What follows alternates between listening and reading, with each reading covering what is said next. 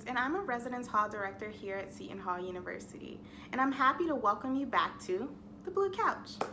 So today we're still talking about our programming model, but this time we're focusing in on our learning goal of community and social justice. So the intent behind this learning goal is to be able to get our residents to work together effectively and to be able to build inclusive and socially just communities. So some of the learning outcomes of this learning goal is to be able to get residents to be able to communicate and mediate conflict, to be able to understand the interconnectedness within our global society, and to be able to participate within civic engagement. Okay, so a lot of the programs that can be done under this model can touch on things such as community service. It can touch on the environment and sustainability. It can touch on advocacy and looking at issues related to equity when it comes to race, gender, and differing identities. So there's a lot that it can touch on, but overall it focuses on looking at our community more deeply and thinking about our roles within the community. Okay, so I want to share with you some programs that I've seen that have been successful. So one program was done by Michelle Miani. She hosted a program where she collaborated with an Amnesty group, and they did work around people who were exiled from their country. So she was able to work with her residents to get them to put together these packets so that they can be sent to different individuals so that they can write letters back home to their families and still be able to communicate with their communities.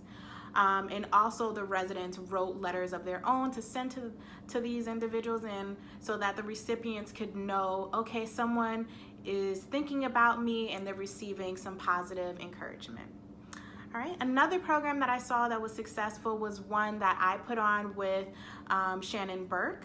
And so this program was done around Women's History Month, and we were able to just celebrate the influential women within our residents' lives. They were able to create a poster in which they actually named those special women in their lives and talked about the differences that they've made in their lives.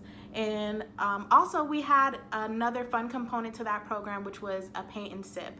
So they painted positive quotes from influential women in society, and they were able to sip on some sparkling cider. So there's definitely ways to make these types of programs fun. Okay, and then the last program that I'll mention is one that was done by Nadia Lyle. She had residents dip their hand in paint and create a community poster with the different handprints. And so next to their handprints, they would write their most salient identity. So for me, I wrote Black woman, and then we would have to write about ways that Seton Hall could be a more inclusive campus.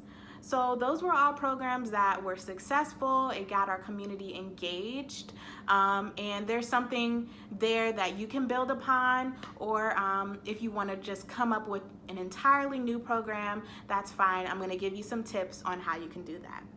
So when you're thinking about programming around this model, one thing that you want to do is come from a place of passion. So think about the things that you're passionate about. Think about the different causes that you care about.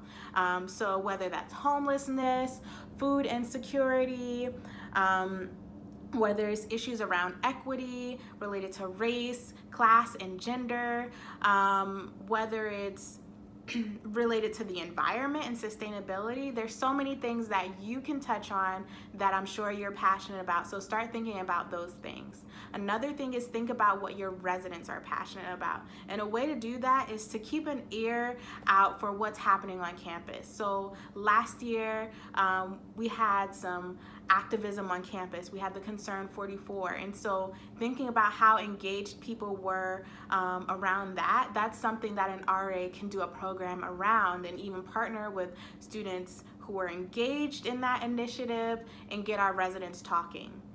I would say another tip would be to not be afraid to have challenging conversations. So yeah, sometimes talking about race and gender and inequality can be challenging.